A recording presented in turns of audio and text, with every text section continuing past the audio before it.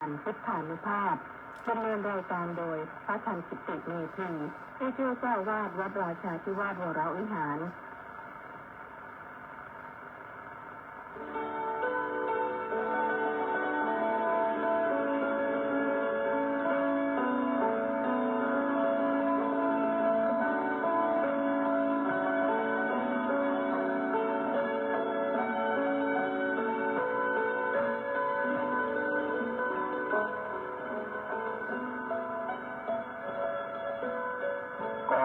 เชิญชวนมาฟังธรรมนำชีวิตขัดเกลาจิตบริสุทธิ์ผุดผ่องใสเสริมปัญญาบารมีให้จิตใจสุขสดใสเมื่อได้ทำนำชีวารายการพุทธานุภาพจัดสรรให้คำบรรยายจากคำพีมีคุณค่าไม่ต้องค้นไม่ต้องอ่านให้เมตตาได้เวลาพร้อมเชิญเปิดรับฟังฟังธรรมจบแล้วสงบ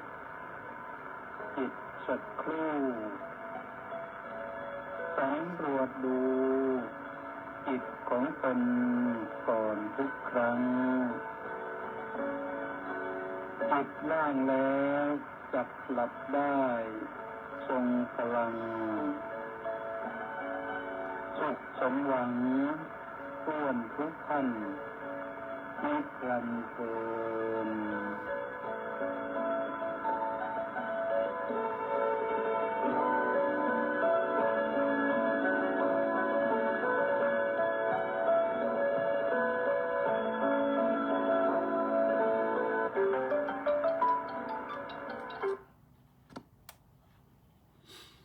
อะระหังสัมมาสัมพุทโธภควาบุตถังภะคะวันตังอภิวาเทมิสวากขาโตภะคะวะตาธัมโมธัมมังนะมัสสามิสุปฏิปันโนภะคะวะโตสาวกสังโฆสังฆังนะมามิขอถวายความนอบน้อมแด่พระรัตนตรัยขอคารวะพระเถรานุเถระขอเจริญสุขเจริญพรญาติโยมสาธุชนทุกท่าน วันศุกร์ที่ 14 กุมภาพันธ์ พระพุทธศักราช 2568 แรม 2 ค่ำเดือน 3 เดือนมาฆบูชามาพบกับรายการพุทธานุภาพทางสถานีวิทยุกองพลที่ 1 รักษาพระองค์ AM 1350 กิโลเฮิรตซ์วิทยุเสียงธรรมจากชาวพุทธวัดไทยนเรศนครปฐม FM 88.25 เมกะเฮิรตซ์วิทยุพระพุทธศาสนาและสังคมวัดศรีทวีนครศรีธรรมราช FM 103.25 เมกะเฮิรตซ์วัดสามชุกจังหวัดสุพรรณบุรี100 FM 100 เมกะเฮิรตซ์และวัดหนองไก่จังหวัดเชียงใหม่102 และ 104.5 FM นะ102 และ 104.5 เมกะเฮิรตซ์พร้อมด้วย Facebook ไลฟ์ที่กิตติเมธีฟังกันได้ดูกันดีมีอะไรก็ถามมาก็บ้างก็ได้นะพิมพ์แชทมาในหน้าเฟซนะเข้ามาเลยพิมพ์มาอย่างไรทุกปัญหามีคำตอบและในขณะเดียวกันนั้นฟังแล้วก็แชร์ไปถึงเพื่อนพ้องน้องพี่ ให้ได้ประสบพบกับของดีคือธรรมะว่ากันไปธรรมะนี่เป็นของดีบางครั้งบางทีก็เรื่องไม่ดีก็บอกว่าไม่ดีก็คือดีนะแต่ถ้าบอกเรื่องว่าไม่ดีว่าแล้วก็บอกว่าดีนั่นก็คือไม่ดีบอกสิ่งที่ไม่ดีว่าไม่ดีก็คือดีดีที่บอกให้รู้ก่อนนะว่ามันไม่ดี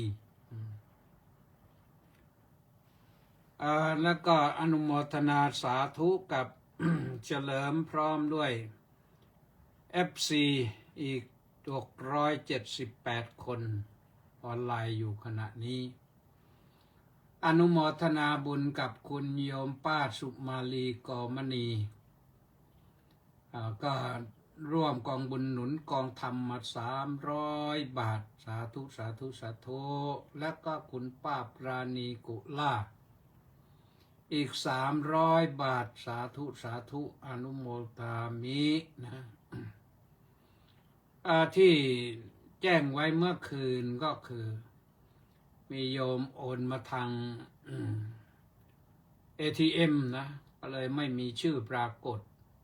ญาติโยมไหนโอนมาทาง ATM ก็แจ้งให้ทราบด้วยก็จะได้ประกาศอนุโมทนาประชาสัมพันธ์ให้คนอื่นได้อนุโมทนาสาธุด้วยแบ่งบุญกันโยมและตอนนี้ก็มาพรึบพรับมาทางหน้าจอ Facebook นะมัคโคนาโมเมบอกว่ากราบนมัสการสาธุเจ้าข้าสาธุเจบูมาก็บอกว่าน้อมกราบสาธุสาธุสาธุอนุโมทามินี่นครสวรรค์นนสาธุนะมัคโคนานั้นมาจากแถวอะไรล่ะลำลูกกาปทุมธานีแก้วใจปิญญาธนบัตรน้อมกราบสาธุสาธุสาธุเจ้าข้าสาธุเสน่ห์เดชวงศ์ท่านอาจารย์ด็อกเตอร์เสน่ห์เดชวงศ์วันนี้มาฟังธรรมด้วยอาจารย์เหงาแล้วสงสัยก็ยังไม่ได้ส่งงานมาให้ที่จะไปแปลพระไตรปิฎกกันต่ออนุโมทนาสาธุอาจารย์นะแก้วใจปิญญาธนบัตรนี่บอกว่ากราบนมัสการเจ้าข้าท่านเจ้าคุณอาจารย์สาธุนะเจดาพาเพลินสุชาดาก็บอกว่าน้อมกราบนมัสการพระอาจารย์ข้าสาธุนะแวงซิกหุ่นนี่ก็เมื่อคืนบอกแล้วนะเขมรขแม่น้อมขอกราบนมัสการเจ้าคุณด้วยความเคารพอย่างสูงครับสาธุครับแล้วก็มีอีกท่านนี่สุขุมวงศ์ก็มาจากที่เดียวกันหรือเปล่าไม่รู้นี่สุขุมวงศ์นี่จะอยู่ที่เวอร์จิเนียสหรัฐอเมริกาบอกว่าน้อมกราบถวายความเคารพพระเดชพระคุณครับผมสาธุสมศรีลักษณะวิราชก็บอกว่าน้อมกราบนมัสการสาธุสาธุสาธุเจ้าข้านครศรีธรรมราชนะประสานเรืองดิษฐ์ก็นครศรีธรรมราชเหมือนกันสาธุสาธุสาธุครับว่างั้นเอาอนุโมทนาพระครูสุนทรศรีละคุณวัดหัวก่อรุ่งปากพนังก็สาธุครับนี่เป็น permanent FC นะแล้วก็มณีแสงจันทร์นี่ก็มาจากวัดป่าพุทธคยาโน่นที่พุทธคยาอินเดียโน่นน้อมกราบนมัสการสาธุสาธุสาธุเจ้าข้าสาธุสุพรรณีวันดีนี่ มาดาม88.25 เมกะเฮิรตซ์วิทยุเสียงธรรมจากชาวพุทธวัดนาไทยนเรศนะกราบนมัสการข้าว่างั้นสาธุยุยยารุชา2 ตัวเลยเพื่อให้อ่านออกว่าชานะต้องเอ็กโก้ด้วยนะสาธุนะก็เอาละตอนนี้เห็น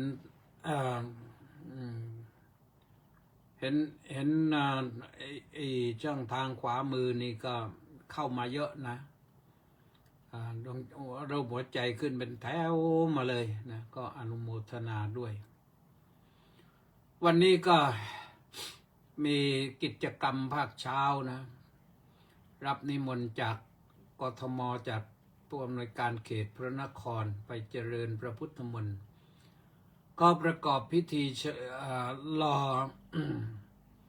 พระแม่ธรณีบีบมวยผมมาที่สนามหลวงรอใหม่ทราบข่าวว่าชำรุดก็ไม่ได้ไปดูหรอกก็ไปรับนิมนต์ไปเจริญพระพุทธมนต์เรียบร้อยมีหลวงพ่อเจ้าคุณอาจารย์พระพรหมวชิราจารย์เจ้าวาดวัดราชประดิษฐ์สถิตมหาสีมารามเป็นหัวหน้าเราก็ไปนั่งรองคอแล้วก็พระเถระอีก7 รูปมีเจ้าประคุณสมเด็จพระพระเจ้าประคุณสมเด็จพระมหาวีระวงศ์ไปเป็นประธานสงฆ์ในการเททองก็มีผู้หลักผู้ใหญ่ตั้งแต่องคมนตรีท่านนายทหารทางกทมไปกันพร้อมหน้านะเสร็จจากนั้นก็รีบกลับวัดนะก็เอาถวายจตุปัจจัยทายธรรมอาหารเป็นปิ่นโตแล้วก็อนุโมทนาสาธุเสร็จเรียบร้อยก็กลับมาก็รถมารออยู่แล้วนะจะไปเจริญพระพุทธมนต์ที่ร้านกาแฟชื่อร้านอะไรเลยไม่รู้ในมหาวิทยาลัยสวนดุสิตนี่จำชื่อร้านไม่ได้แล้วก็เขาตั้งร้านกาแฟมาเป็นปีที่6แล้วก็นิมนต์ไปทุกปีแหละแต่ฉันกาแฟและฉันอาหารอย่างเดียวไม่ได้จำชื่อร้าน ก็ต้องขออนุโมทนาสาธุนะเจ้าของร้านก็ไม่ลืมกันก็2 งานภาคเช้าภาคบ่ายก็ต้อนรับอาจารย์ธนวัฒน์ศรีสิริวัฒน์พร้อมด้วยอาจารย์ชัยวัฒน์ชื่อชัยวัฒน์นะมาฝากลูกชายเพื่อจะบวชเป็นสามเณรโน่นวันที่วันที่5 มีนาคมก็ใกล้ๆมันไม่ไกลนะก็ว่ากันเรียบร้อยนั่งสนทนากันพอสมควรนะพอตกเย็นก็มีพระคุณเจ้าจากวัดโมลีโลกยารามนำดีกามาถวายอีกรอบหนึ่ง นำดีกามาถวายเพื่อนิมนต์ไปบางสุกุลแต่งานนั้นงานหลายงานฉลองปรริญญางานฉลองอิรัญญบัตรแล้วก็งานทำบุญอุทิศแด่อดีตเจ้าอาวาสบุรพาจารย์โน่นใช้เวลาช่วงประมาณสัก16:30 นาทีสำรวจตรวจสอบดูแล้วไปได้ก็เลยรับไว้ก็อนุโมทนาทุกเรื่องนะวันนี้ว่ายาวหน่อยวันนี้นี่ตั้งใจจะพูดถึงเรื่องวัฒนธรรมหลั่งไหลว่าวัฒนธรรมไทยจะต้องเสื่อมสลายนะสะดุดใจเรื่องนี้ก็เพราะว่าเนื่องจากว่าวันนี้เป็นวันวาเลนไทน์วาเลนไทน์เราต้องยอมรับกันว่าคนรู้จักกันทั่วโลกเมื่อคืนก็พูดไปครั้งหนึ่งแล้วว่าวาเลนไทน์ความจริงไม่ใช่เรื่องใหญ่โตมโหฬารอะไรแต่เขาจัดขึ้นมาให้มันขายได้ก็เรียกว่าทำให้เป็นซอฟต์พาวเวอร์ของโลกได้เลยบ้านเราก็ไม่ต้องอะไรขายดอกกุหลาบนี่ก็ขายกันไปทั่วนะแล้วก็เด็กก็สนุกสนานกันไปตามประสาของเด็กที่พ่อแม่ไม่ค่อยจะได้สั่งสอน ก็สนุกสนานกัน สนุกสนานเสร็จแล้วกลับมาโศกเศร้าซึมเศร้าอยู่ก็มีสนุกต่อก็มีคนที่รักเนื้อสวนสงวนนวลระวังตัวดีไม่ไปปล่อยตัวเลอะเทอะเละเทะก็สนุกสนานได้นะแต่ทีนี้มันนึกถึงวัฒนธรรมต่างชาติเนี่ยวัฒนธรรมต่างชาติมันหลั่งไหลเข้ามาหรือว่าวัฒนธรรมจะต้องถึงเสื่อมสลายนี่ตั้งประเด็นไว้ตรงนี้ท่านสาธุชนทั้งหลายมันมีอะไรบ้างที่ว่าจะต้องเสื่อมสลายเรายอมมาดูนะอันดับแรกว่าตามลำดับไวยากรณ์เลยท่านที่เรียนไวยากรณ์บาลีมาแล้วก็ย่อมจะรู้นะสมเด็จพระมหาสมณเจ้าทรงพระองค์กรมพระยาวชิรยานบโรรสทรงเรียบเรียงไว้ให้เพื่อบอกว่าคำว่ากิริยานะคำว่ากิริยานะหมายถึงการยืนเดินนั่งนอนกินดื่มทำพูดคิดมีกี่ตัวเลยยืนเดินนั่งนอนกินดื่มทำพูดคิด9 กิริยาที่จริงมีมากกว่านั้นนะแต่ท่านพระองค์ท่านทรงยกมาให้ดูเป็นตัวอย่างแล้วนักเรียนไวยากรณ์สมัยก่อนต้องท่องเพื่อให้จำได้ต้องถามมาท่องทำไมท่องเพื่อจำได้เพื่อเป็นได้รู้ว่ากิริยาของตนมันเป็นอย่างไรบ้างพระสงฆ์นี่ท่านจะฝึกอบรมกิริยามารยาทนะเริ่มตั้งแต่เข้าวัดเข้าบาเนี่ยพระสงฆ์นี่ต้องผู้จะบวชต้องถือดอกไม้ธูปเทียนไปกราบขอโอกาสพระอุปชฌาย์ไปกราบขอโอกาสพระอุปชฌาย์มีดอกไม้ธูปเทียนแล้วก็ไปกราบเริ่มตั้งแต่นั้นแหละพระอุปชฌาย์ท่านจะแนะนำว่ากราบอย่างไรกราบถูกหรือเปล่ากราบเรียบร้อยถ้าจะให้ถูกทำอย่างไรเอาแนะนำท่านสอนตั้งแต่วินาทีนั้นไปนะการกราบการไหว้อย่างไรมันมีมารยาทนะอาตมาภาพเองดีใจนะช่วงโควิดแรงๆนะคนต่างประเทศหลายชาติเนี่ยเขาทักทายสวัสดีกันโดยใช้มารยาทไทยนะคือทักทายกันด้วยการไหว้กราบกันไม่กราบหรอกไหว้นะไปต่างประเทศในเขตวัฒนธรรมฝรั่งเนี่ยเขาจะเช็คแฮนด์กันเขาจะเข้าไปกอดกันไปเอาแก้มปะทะกันไม่ได้จูบหรอกนะไปเอาแก้มไปซกกันนะแสดงว่ารักกันจริงแต่พอเรื่องโควิดมาปั๊บเนี่ยไปทำอย่างนั้นไม่ได้โควิดมันไหลทะลักเลยไหลทะลักไปรับบาดกันชนิดที่ไม่รู้จะแก้อย่างไรกันกว่าจะแก้ตกเนี่ยใช้เวลาไปนานนะทำเอาคนเสียชีวิตก็เป็นทั้งโลกนี่เป็น10 ล้านคนทั้งที่สำรวจได้ไม่ได้นะแต่ถ้าใช้วัฒนธรรมไทยเนี่ย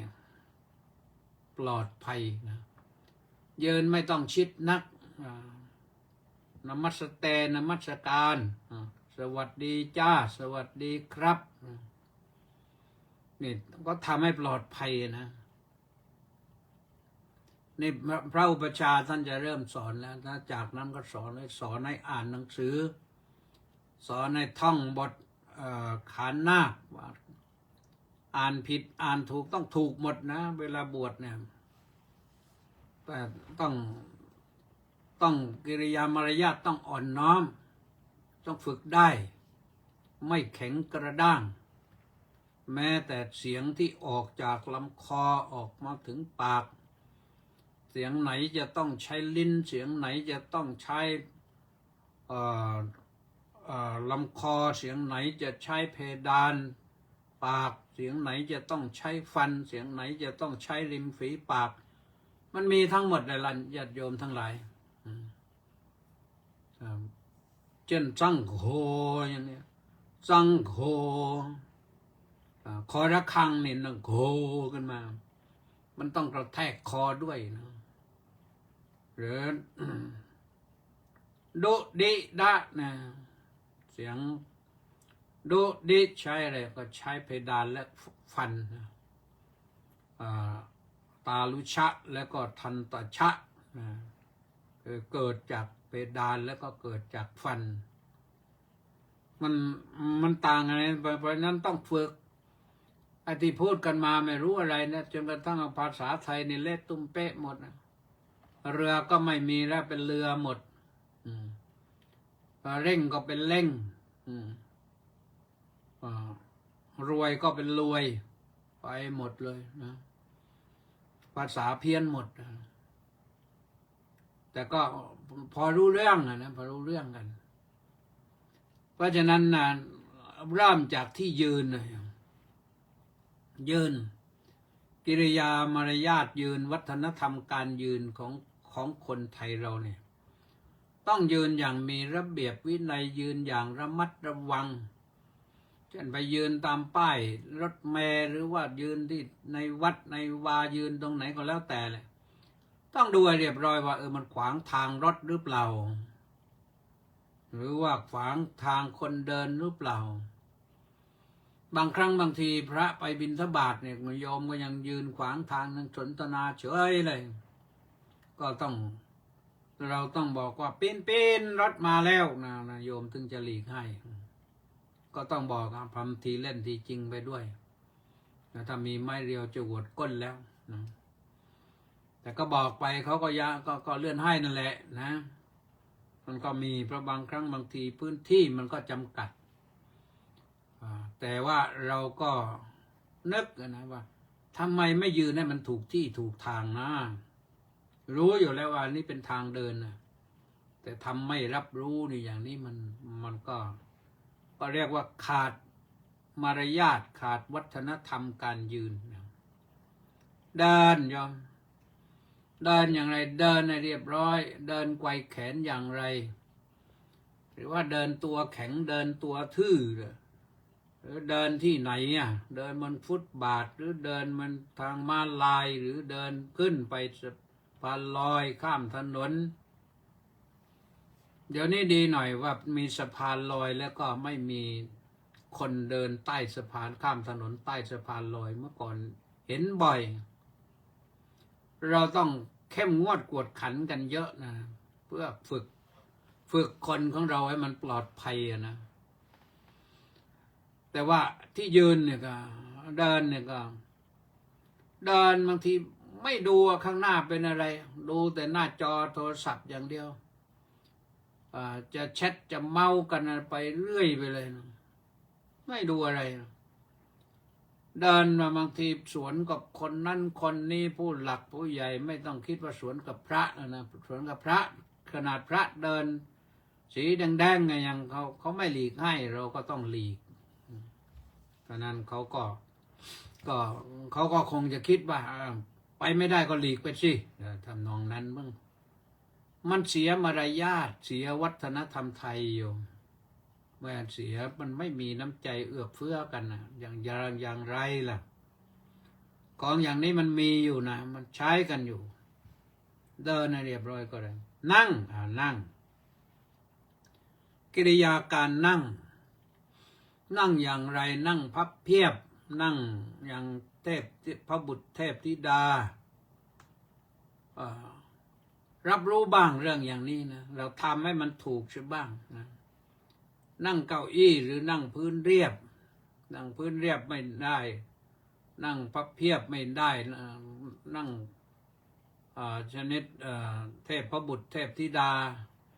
ไม่สะดวกจะเข่าอะไรบ้างก็นั่งเก้าอี้ก็ได้แต่นั่งเก้าอี้นั่งอย่างไรให้มันเรียบร้อยนะให้มันเรียบร้อยนะอันนี้บางครั้งบางทีพระนี่นะพระก็มีเหมือนกันนะนั่งเก้าอี้บางทีนั่งแล้วเราไปดูที่รูปนะ ถ่ายภาพออกมานั่งไม่น่าดูเลย ไม่งามเลยขาทั้งสองข้างทางกันไปริบเลี้ยวเลยมานั่งเก้าอี้นี่มันยังไงไม่ขาดสติเรียกว่านั่งอย่างขาดสติสัมปชัญญะนะไม่ได้คิดว่าอันนี้มันเหมาะไม่เหมาะดีไม่ดีงามไม่งามควรไม่ควรพระพุทธเจ้าสอนแล้วนะเรื่องกิริยามารยาทนี่สอนแล้วนะพระพุทธเจ้าสอนนะแม้วัฒนธรรมการนอนก็ยังสอนนะนอนอย่างไรให้มัน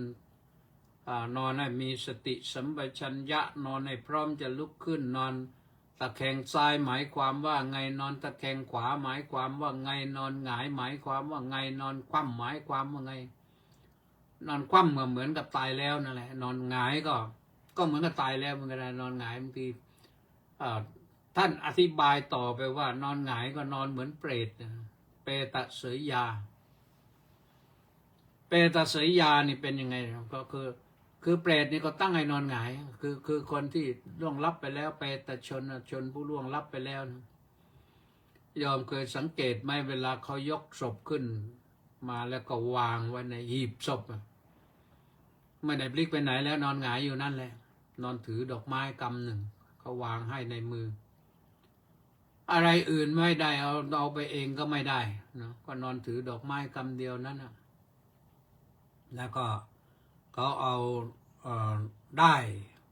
มัดหนึ่งที่จริงมัดตราสังนะเขาเรียกได้มัดตราสังแล้วก็โยงขึ้นไปถึงสายปูสายโยงต่อไปถึงที่ผ้าปูสายโยงที่พระจะบังสุกุลหลังจากสวดเสร็จก็บังสุกุลนั่นก็ตรงนั้นแหละนะสายนั้นต่อกันเพราะฉะนั้นนอนพร้อมจะลุกขึ้นนี่ต้องนอนตะแคงขวาซ้อนเท้าเหลื่อมเท้าแล้วก็มีสติสัมปชัญญะพร้อมจะลุกขึ้นนอนไม่ขาดสตินั่นคือนอนสำหรับผู้พร้อมที่จะลุกขึ้นมาสู้กับโลกต่อไปนะเอาสั้นๆนะที่จริงมันก็มีเยอะแหละโยมก็ไปหาดูก็แล้วกันก็ได้นะกินนี่มารยาทสำคัญนะพระพุทธองค์ทรงแสดงที่เป็นเรียกว่าเสขียวัตรนะ30 ข้อนะมาก็ติดใจตรงนี้น่าจะปุการะกังผลจิตสามีติสิกขากรณิยาเนี่ยกินไม่ทำให้มันอ้าปากกันมันเสียงดังจับท่านแปลว่าจับมาจับปุนะนาสุรุการะกังผลจิตสามีติสิกขากรณิยาเพิ่งตั้งใจศึกษาปฏิบัติให้ได้ว่าเราจะไม่ฉันให้มันดังสุดสุด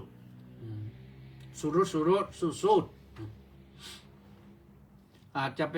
สดน้ำซุปสดน้ำแกงสดน้ำอะไรมันชอบโอ้โหมันชอบจังเลยสดจะมันเลยเนี่ยไม่ใช่มารยาทของพระนะพระนั้นท่านใช้30 ข้อนะเรื่องการกินนี่เรียกว่ามารยาทผู้ดีนี่เต็มที่เลยถ้าหากว่าปฏิบัติได้ครบนี่น่ารักน่าเคารพน่าศรัทธาแต่มีพระบางรูปอาจจะบอกเฮ้ยของแกนั้นไปอะไรกันมากนักหนาเนาะถ้าของแกนั้นทำไม่ได้แล้วจะไปทำของที่สำคัญได้ยังไงมันต้องมีสติสัมปชัญญะเรื่องกินเนี่ยทีนี้บางครั้งบางทีมันกินอุจจาระอย่างในสังคมเรานี่ในกรุงเทพนี่นะกินเหลือนี่เท่าไหร่อยู่วันหนึ่งลองถามไปทางกทมดูว่าที่เขาต้องเก็บอาหารทิ้งวันหนึ่งเท่าไหร่มันหลาย10 ตันนะเป็นอาหารนี่เสียดายมากๆเลยถ้าหากว่าเอาสั่งอาหารกินหรือปรุงอาหารบริโภคกันเองเอาแต่มันพอเลี้ยงชีวิตนะมันไม่ต้องมากเลยตอนเย็นนี่ไม่ต้องกินก็ได้ไม่ต้องบริโภคก็ได้ ให้ท้องมันว่างเลยรุ่งเช้าขึ้นมามันจะมีพละกำลังกระชุ่มกระชวย แล้วก็ทานอาหารภาคเช้าก็จะได้มีมันมีรสมีชาติแต่ที่นี้เรากินภาษาโบราณจะเรียกว่ากินอุจจาระอย่างนี้กินเหลือก็มีเคยเห็นนะแม้แต่พระนี่บางรูปนี่กินแล้วต้องเหลือไว้ในจานเขาบอกว่ากินหมดเนี่ยมันเสียมารยาทมันอาตมาภาพเองยอมเสียมารยาทนะถ้าตักข้าวมาแล้วต้องกวาดให้หมดยกเว้นแต่ว่ามันไม่ไหวจริงๆอย่างฉันในบาตรนี่เช้าๆนี่จะฉันในบาตรพอฉันในบาตรนี่ก็เอาข้าวใส่ลงไปกับข้าวใส่ลงไปพอว่าเจอกับข้าวที่มันฉันไม่ลงจริงๆถ้าฝืนไปมันก็พออืดพออมมันจะอาเจียนเนาะก็เอาฉันเท่านั้นพอที่เหลืออาจจะต้องตักลงถังขยะหรือแต่ส่วนมากก็จะไม่ทำนะให้ลูกศิษย์ให้เด็กเอาไปเทให้ปลาในคูน้ำถ้าเทข้างบนให้นกก็ได้แต่นกกินแล้วมันกินไม่หมดมันก็เลอะเทอะพื้นเลอะเทอะไม่มีอะไรรองเทลงน้ำนี่สบายเลยปลากินหมดทั้งข้าวทั้งอะไรบางทีแม้แต่ผักปลายังกินเลยเพราะฉะนั้นเราไปดูในฐานะที่ไปดูบ้านเมืองอื่นเขามาหลายที่หลายแห่งนี่นะเขาจะไม่กินในเหลือนะยิ่งในเขตโซนของฝรั่งเนี่ยแม้แต่ขนมปังนี่โยมสืบทราบมาแล้วกินขนมปังเนี่ยอย่างเรามารับประทานแบบอเมริกันเบรคฟาสต์อย่างเนี้ยอาหารเช้าของแบบอเมริกันเนี่ยเขาทำยังไงก็มีขนมปังปิ้งมีอาจจะมีไข่ดาวมีหมูแฮมสักชิ้นมีแล้วก็มีไข่ดาวสักฟองหนึ่งแล้วก็มีอาจจะมีผักอะไรผักกาดผักอะไรที่เขาผักอะไรก็แล้วแต่นะพวกเนี้ยที่เขาใส่ลงไปหรืออาจจะมีผักชีบ้างแล้วก็มีซอสอาจจะมีซอสประเภทน้ำปลาแม็กกี้อะไรพวกนี้หรือว่าซอสมะเขือเทศซอสพริกอย่างเนี้ยชิลลี่ซอสนะโตเมโต้ซอสก็หยอดลงไปเขากินให้หมดแต่ว่ากินให้หมดนั่นขนมปังเขาจะแหวกไว้ก่อนนะเขาทานไข่ก่อนทานหมูแฮมก่อนให้มันหมดแล้วถ้ามีอื่นอาจจะมีเนยก็มาด้วยนะก็มีแต่ขนมปังก็ไว้สุดท้ายโยมถามว่าไว้ทำอะไรขนมปังมันก็เย็นไปแล้วนะที่จริงแต่เย็นก็ได้เนื่องจากว่าจานเนี่ยมันเลอะเนี่ยมันเลอะซอสนะซอสที่หยอดลงไปในจานนะมันยังเหลืออยู่พอซอสเหลือถ้าสมมติว่าซอสมันก็หยอดใหม่ได้แล้วเอาขนมปังปิ้งนั่นแหละไปเช็ดจานไม่ใช่เช็ดแล้วใส่ถังขยะนะเช็ดแล้วรับประทานต่อไปกินให้หมดจนกระทั่งบัดจานนี่สะอาดเลยแววเลยแล้วฝรั่งนี่ไปเดี๋ยวนี้ก็บ้านเราก็หลายที่นะถ้าอย่างไปโรงพยาบาลอะไรเนี่ยฉันอาหารรับประทานอาหารแล้วก็เขามีเซลฟ์เซอร์วิสคือไปรับเอาเองมีแม่ค้าคนเดียวทานเสร็จแล้วก็ต้องเก็บจานไปใส่ถังใส่อะไรที่ล้างก็ไปใส่ไว้ให้อันนั้นก็เป็นสิ่งที่ดีนะนั่นมารยาทของเขาแต่มารยาทของเราล่ะเดี๋ยวนี้มันเป็นยังไงบ้าง ลูกไทยหลานไทยเป็นยังไงบ้างนะโยมเดี๋ยวนี้รับประทานอาหารถ้าเอาแต่พออิ่มพอชีวิตเป็นไปได้นี่มันไม่มากอะอาตมาภาพเองยังนึกว่าอาหารที่เราชาวกรุงเทพบริโภคกันเนี่ยวันหนึ่งถ้าบริโภคไม่ให้เหลือไม่ให้ทิ้งนะเพียงแค่ครึ่งเดียวก็เท่านั้นแหละเพียงแค่ครึ่งเดียวแต่นี้เราตักกันมาเกินจนกระทั่งว่าเหลือเฟือแล้วผลสุดท้ายก็เป็นเศษเป็นขยะ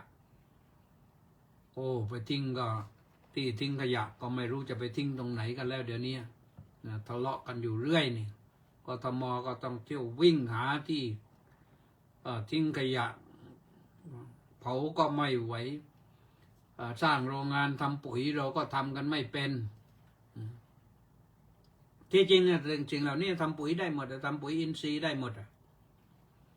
แต่เราไม่ทำปุ๋ยอินทรีย์ไปทำปุ๋ยนกเขาเนี่ยก็เลยไม่ได้อะไรเลยนะน่าเสียดายเท่าที่ทราบนะอย่างไปแถวยุโรปแถวสแกนดิเนเวียเนี่ยแม้แต่ไปสั่งอาหารในร้านสมมติว่าไปกัน3 คนเนี่ยแต่ว่ามีคนหนึ่งเข้าไปสั่งในร้านเนี่ยสั่ง3 ชุดมาคนเดียวเขาไม่ทำให้นะเขาทำให้เฉพาะคนที่ไปสั่งอะไรไปนั่งถ้าอีก2 คนยังไม่มาเขาไม่ทำให้เขาไม่ปรุงอาหารให้เคยมีคนถามว่าไหนสั่ง3 ชุดทำไมมีชุดเดียวเขาบอกเขาก็ถามแล้วไหนเพื่อนคุณน่ะจะบอกเนี่ยเดี๋ยวมาเดี๋ยวก็ปรุงได้นะให้เขามานั่งก่อนถ้าไม่มานั่งก็ไม่ปรุงให้เพราะเขาเสียดายอาหารและกิริยามารยาทในการกินอาหารในกินอย่าให้มันดังจับกินอย่าให้มันดังสูดกินอย่ามันดังบล็อกกินอย่าเลียริมฝีปากกินอย่าใส่ไปทำแก้มให้ตุยนะกินอาหารอยู่ในปากแล้วพูดอยากจะพูดเห็นเพื่อนพูดไปอยากจะพูดด้วยอันนี้มันมารยาทเสียอย่างแรงเลยเลื่อนอาหารให้หมดก่อนพูดไปพูดมาเดี๋ยวอาหารออกมันหล่นออกมาจากปากมันเสียมารยาทไปใหญ่เลยแต่เด็กๆเดี๋ยวนี้เขาดูจากทีวีนะเขาดูจากทีวีเขาก็ได้เห็นนะเอาละอันนั้นก็เรื่องกินเรื่องดื่มมาอย่างเรื่องดื่มเนี่ยเราก็จำเป็นต้องดื่มน้ำนี่ต้องดื่มร่างกายคนขนาดกลางๆประมาณ165-170ความสูงนี่นะเขาบอกว่าทางวิทยาศาสตร์อันนี้นะเขาบอกว่าต้องดื่มน้ำไม่ได้วันละ3 ลิตร3 ลิตรก็จะตวงอย่างไรก็แล้วแต่และใช้ขวดก็แล้วกันเอาขวด500 มิลลิลิตรนะไปรองน้ำมา2 ขวดก็ได้1 ลิตร6 ขวดก็ได้3 ลิตรทำอย่างนั้นทุกวันในสุขภาพจะดีนะอาตมาภาพก็ทำมา2 ปีได้แล้วนะรู้สึกว่าก็ดีขึ้นนะก็ดีขึ้นนี่ก็ว่ากันนะแต่คนเรามนุษย์เรานี่มันไม่เอาแค่นั้นนะมันไม่เอาแต่ดื่มน้ำธรรมดาไม่เอาอีกต้องเอาน้ำแช่เย็นน้ำแช่เย็นไม่เอาอีกต้องเอาน้ำที่มันมีสารพิษผสมมาน้ำเครื่องดื่มนั่นเครื่องดื่มนี่เครื่องดื่มโน้นโอ้ยสารพัดเลยตอกไปถึงน้ำเหล้าน้ำเบียร์เคยนั่งรถไฟลงไปปากใต้ก็คุยกับนายผู้หนึ่งไม่บอกว่าสังกัดไหนนะแต่รู้คุยไปคุยมาเขาบอกว่าเขาดื่มเบียร์นี่วันหนึ่งอย่างน้อยต้อง2 ขวดใหญ่นะ2 ขวดโอ้โหแล้วเราก็มาคิดดูว่าตอนนั้นนะเบียร์ขวดละเท่าไหร่ขวดใหญ่เนี่ยขวดกลมนะขวดกลมอย่างน้อยต้อง2 ขวดแต่3 ขวด4 ขวดวันหนึ่งก็ดื่มแล้วเอาเงินมาจากไหนนักหนาไปซื้อน้ำอย่างนั้นถ้าเก็บเงินนั้นไว้มันจะได้สักเท่าไหร่โ น่าเสียดายมากๆเลยเนี่ยดื่มเหล้านี่มันไม่ก่อให้เกิดประโยชน์แก่ร่างกายเลยได้อย่างเดียวก็คือดื่มเพื่อสังสรรค์สมาคมแต่นั่นไม่ใช่ดื่มไม่มากไม่ใช่ดื่มไม่เมาไม่ใช่ดื่มไม่มันควบคุมตัวเองไม่ได้ทำให้ขาดสตินะไม่ดื่มให้มันเป็นอบายมุขอบายมุขแปลว่าทางแห่งความเสื่อมมุขแปลว่าทางอปายะเนี่ยมันเสื่อมทางแห่งความเสื่อมนี่พอตำไปตำมานี่ได้ยินข่าวไม่รู้ใครพูดนะก็ว่าเขาจะหาช่องทางเลิกการที่กฎหมายห้ามขายเหล้าวันสำคัญทางพระพุทธศาสนานี่ก็หาช่องยกเลิกเขาว่าอย่างนั้นได้ข่าวมามันเป็นอย่างนั้นจริงหรือเปล่าโยมถ้าจริงก็น่าเศร้านะทำไมต้องเอาอย่างนั้นไอ้ที่กฎหมายรู้สึกว่าเขาเคยให้ไว้นี่นะแต่อย่างในสนามบินหรือว่าในอะไรแต่คนซื้อเหล้าในสนามบินและดื่มเหล้าในสนามบินแล้วไปนั่งในเครื่องบินนี่เคยเห็นมาแล้วมันต่ำทรามที่สุดเลยไม่รู้จะพูดยังไงเมาในเครื่องบินเนี่ยไม่น่าจะให้ขึ้นเครื่องบินเลยคนเขานั่งกันเป็นร้อยคนนี่ไปโวยวายกระโตกกระตากแล้วก็ทำตาหวานๆกับแอร์โฮสเตสนะทำกับน้องๆหนูๆเขาจะบริการนะมันโอ้โหมันสารพัดเลยอีกครั้งหนึ่งเคยเจอบนรถไฟนี่มาจากทางเหนือตอนนั้นไปบรรยายที่อุตรดิตถ์กลับมากรุงเทพก็เจอคนขี้เมานั่งขึ้นรถไฟไปเหมือนกันโอ้โหมันหงุดหงิดใจเต็มทีอยากจะลุกไปถีบไปตกรถไฟสักทีเรามันไม่ใช่ว่าคนอื่นนะแต่ดีพอมาสักพักหนึ่งตำรวจรถไฟไปจัดการเลยประกาศเปรี้ยงห้ามเด็ดขาดถ้าโวยวายกระโตกกระตากจะไล่ลงเลยว่างั้นรอดไปเขาว่าเหล้านี่มันทำให้ทำรายได้เข้าประเทศได้แล้วไอ้รายฉิบหายละโยมที่คนเสียพลังงานไปที่เมาเหล้าแล้วใช้การไม่ได้แล้วก็ไปเจ็บป่วยแล้วไปเป็นโรคตับโรคปอดโรคอะไรต่างๆเนี่ยแล้วต้องไปผลิตหมอมาดูแลคนป่วยโรคเหล้านี่ต้องสร้างโรงพยาบาลต้องสร้างตึกเพื่อแล้วก็ต้องซื้อยามาจากต่างประเทศอย่างนี้ให้มาแก้เรื่องเหล้านี่ไม่รู้เขาคิดกันหรือเปล่านะจะน่าห่วงมากๆเลยนะถ้าเป็นอย่างนั้นจริงๆอาตมาภาพเองคิดว่าน่าจะให้หยุดไปอีกนะแม้แต่วันพระทุกวันเนี่ยควรจะประกาศชัดเจนเลยว่าให้งดจำหน่ายเหล้างดดื่มเหล้างดเมาน่าจะเป็นเช่นนั้นเสียมากกว่าแต่ถ้ากฎหมายมีอยู่แล้วก็พยายามที่จะเลิกกฎหมายเรื่องการดื่มเหล้านี่โอ้น่าเศร้าเคยเห็นคนที่อินเดียนะไม่ได้ชมคนอินเดียก็คนดีก็มากคนชั่วก็คนเลวก็มีนะแต่เห็นคนหนึ่งเขาไปซื้อเหล้าแล้วก็เขาไม่กล้ากินที่โรงเหล้านะ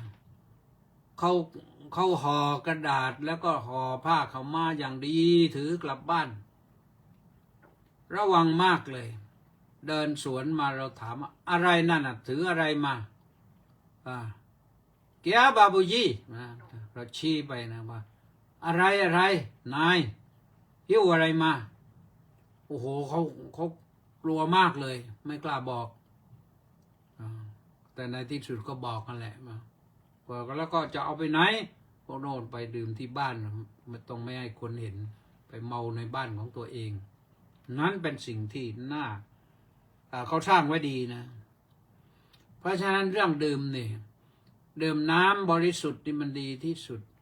ดื่มน้ำที่มันเจือด้วย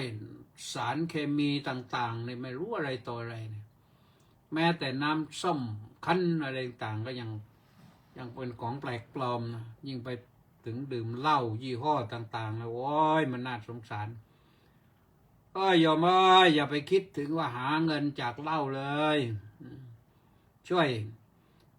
ยหาเงินมาบำบัดบรรเทาคนเมาเหล้าให้เบ็ดเสร็จเด็ดขาดและให้ประเทศไทยแผ่นดินนี้หมดคนเมาเหล้าสักทีเถอะน่าจะดีนะอันนั้นเรื่องดื่มนะเรื่องทำนะอย่างทำอะไรไม่เกรงใจผู้อื่นเลยนะแต่งตัวนี่ก็ถือว่าเป็นธรรมอย่างหนึ่งเดี๋ยวนี้การแต่งงานก็ยังถือเป็นเรื่องธรรมนะเป็นธรรมก็แล้วเดี๋ยวนี้เมื่อก่อนเขาแต่งงานก็ไปหาผู้หลักผู้ใหญ่ก็แล้วก็จัดการเรียบร้อยเดี๋ยวนี้เขาก็ต้องไปจัดพรีเวดดิ้งอันนี้เพิ่งเข้ามาในประเทศไทยแต่เป็นที่นิยมมากๆพรีเวดดิ้งแล้วได้เดือน2 เดือนก็เลิกกันแล้วเนี่ยแต่งงานหาเงินเดี๋ยวนั้นเองมันหมายความว่ายังไงนะก็ไม่รู้ว่าอะไรเหมือนกันแต่ว่างานที่กุลสตรีที่ควรจะทำได้นี่ทำไม่ได้อะไรโยมครัวเสน่ห์ปลายจวักนี่หาไม่เจอแล้วเดี๋ยวนี้นะหายากเต็มทีแต่ไม่ใช่ไม่มีนะเรามีคนที่เก่งคนที่ดีก็มีอยู่ข้อสุดท้ายที่จะบอกก็คือเรื่องของความคิดนะเราต้องไม่คิดทำร้ายกันคิดอย่างมีวัฒนธรรมต้องคิดรู้จักขอโทษรู้จักสำนึกผิดรู้จักละอายคิดไม่โหดร้ายคิดใช้สอยแต่พอดีพองามนี่เดี๋ยวนี้แกคนเวลาทำอะไรทำร้ายเพื่อนเนี่ยไม่ได้คิดอะไรเลยพอโดนจับได้อะไรขอโทษที่ผิดไปแล้วนะหน้าเพื่อนก็เสียไปแล้วสุขภาพเพื่อนก็เสียไปแล้วแต่มาขอโทษมันโทษอะไรได้ล่ะถ้าโทษอะไรมันเหมาะสมกันก็ต้องให้คนโน้นก็มาราดน้ำกรดให้ที่หน้าเนี่ยมันถึงจะอย่างนั้นนะมันไม่ใช่อย่างนั้นแต่ไม่ควรจะขอโทษผมผิดแล้วก็ผิดไปเลยไม่ต้องขอโทษลงโทษอะไรผมลงไปเลยว่าถ้าผู้ชายนะถ้าผู้หญิงก็เหมือนกันนะหนูผิดไปแล้วจะลงโทษหนูอย่างไรลงไปเลยไม่ต้องมาขอโทษทำชั่วทำบาปแล้วจะไปขอโทษมันไม่หลุดหรอกนะเพราะฉะนั้นก็อันนี้พูดทั้งหมดนี่พูดในเรื่องวันวาเลนไทน์นะที่เราต้องยืนเดินนั่งนอนกินดื่มทำพูดคิดให้ประกอบด้วยดีเป็นไปเพื่อความรักนะและความปรารถนาดีต่อกันนะอันนี้จะเป็นสิ่งที่ดีพระพุทธเจ้ารักเราทั้งหลายจึงสอนมาแล้วนะทีนี้ต่อไปก็จะได้กลับมาอ่านสักนิดหนึ่งอ่านเร็วๆนะมอกโคนากราบนมัสการสาธุเจ้าข้าสมพรพระสมพรสมะวโรก็สาธุแปะนันทิการก็บอกว่าน้อมกราบนมัสการสาธุเจ้าข้าสาธุแพรนัครินสาธุกิมอินบุญแท่นสาธุนัทพลลึกสิงแก้วสาธุกิมอินบอกว่ากราบนมัสการเจ้าข้าสาธุเจ้าข้าสาธุลีลาวดีดอกสร้อยสาธุเกลือเกียรติเก่งสาธุเกลือเกียรติบอกว่าน้อมกราบครับสาธุนะสริตพงษ์เทศบำรุงนี่ลูกศิษย์ด็อกเตอร์นะแล้วก็ผู้อุปถัมภ์บำรุงรายการด้วยแหละเดือนละ 1,000 ตลอดทั้งปีนี่เป็นปีที่2ที่ทำมาโอนมาทีเดียวเลย 12,000 เต็มเลยปีหนึ่งมัน12 เดือนไม่มีเดือนที่13หรอกนะลีลาวดีดอกสร้อยบอกว่าน้อมกราบนมัสการโดยความเคารพอย่างสูงเจ้าข้าสาธุอยู่ไหนไม่รู้นี่อยู่นครสวรรค์หรืออยู่ชัยภูมิไม่รู้สริตพงษ์บอกว่าสาธุครับพระอาจารย์เทพกระบี่ดาบมังกรกระบี่นี่เป็นเมืองที่เราอยู่ไม่ได้ ไม่มีกระเทียมอยู่ไม่ได้เพราะกระบี่มันไร้เทียมทานนะเล็กวังบุรพานุโกลแก้วสุขสาธุบอกว่ากราบสาธุครับว่างั้นธนวัฒน์ศรีสิริวัฒน์อาจารย์สาธุสาธุแปะนันทิการสาธุธนวัฒน์บอกว่าสาธุน้อมกราบนมัสการครับว่างั้นสาธุโชคดีที่ประจีนสาธุอันนี้ก็ลูกศิษย์เจ้าอาวาสเจ้าคณะอำเภอแล้วมั้งรังสรรค์ทองซ้อยสาธุต้าสิทธิมงคลนมัสการสาธุครับว่างั้นสาธุมาลีจันทร์พลโทสาธุคุณครูคุณครูนอนดึกนะกิตติศักดิ์ธิรกิตติสาธุมาลีจันทร์พลโทบอกว่าน้อมกราบนมัสการสาธุเจ้าค่ะรังสรรค์ทองร้อยบอกว่าน้อมกราบนมัสการถวายความเคารพพระเดชพระคุณท่านเจ้าคุณด้วยความเคารพอย่างสูงครับน้อมกราบนมัสการสาธุครับสาธุคำรณแย้มยืนอันนี้สอบทำศึกษาเสร็จเรียบร้อยแล้วนะคำรณแย้มยืนโน่นฟลอริดาธรรมารามคิดซิมี่รัฐฟลอริดาโน่นพอสรศักดิ์ก็พระสรศักดิ์ธรรมสโรสาธุครับสายน้ำทานรินสาธุอารีรัตน์ภูลพิพัฒน์ภูลพิพัฒน์ก็มี FC อยู่หลายคนนะสาธุต้าสิทธิมงคลอันนี้อีกต้าหนึ่งสาธุมัคคณาโมเมบอกว่าทั้งพระสงฆ์และคฤหัสถ์ถ้านั่งเก้าอี้แล้วกางขามากเกินไปดูไม่งามจริงๆเจ้าค่ะจริงพูดจริงไม่ใช่พูดเล่นนะสังเกตมาแล้วแต่จะพูดถึงโยมก็เกรงใจนะก็พูดถึงพระใช่ไหมก็เพิ่งทราบว่าโยมก็อย่างนั้นแหละนะวัชรินทร์โอภาโสรามรสสาธุครับ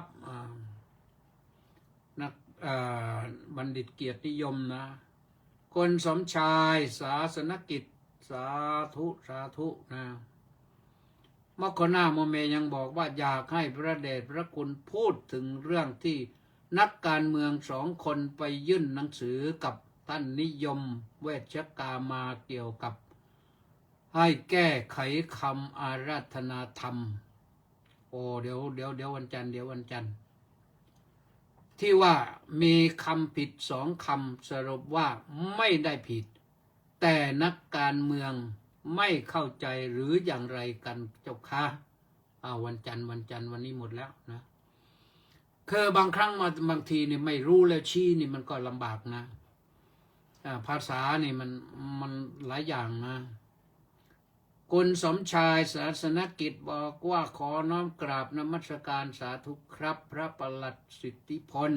รักขิโตเจ้าอาวาสวัดคงคารามสาธุครับสาธุวรนันท์ขาวศรีสาธุวัดเกาะลอยบ้านหนองบัวสตอสาธุมานพมเรศประดิษฐ์สาธุวัดไลวิชัยนามงคลสาธุโอมสุดท้ายก็คือโอมหมดเวลาพอดีเลยนะโอมก็ไม่รู้โอมไหนนี่รู้จักอยู่หลายโอมเหมือนกันนะก็ขอรายละเอียดหน่อยโอมไหนก็วันนี้ก็อ่านครบหมดแล้วนะขอความสุขความสวัสดีความเจริญนะทุกท่านนะจักกัตวาบุตรรัตนังโอสทังอุตมังวรังอิตังเดวมนุษสานังบุตรเตเจนะโสตินานัสสันตุปัตตวาสเบดุขาบุปัสเมนตุเตจักกัตวาธรรมรัตนังโอสทังอุตมังวรังปริลาหูปัสมนังธรรมเตเจนะโสตินา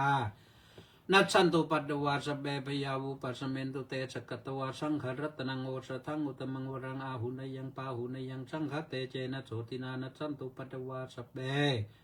รอคาวูปัสเมนตุเตพบกันใหม่วันจันทร์สวัสดี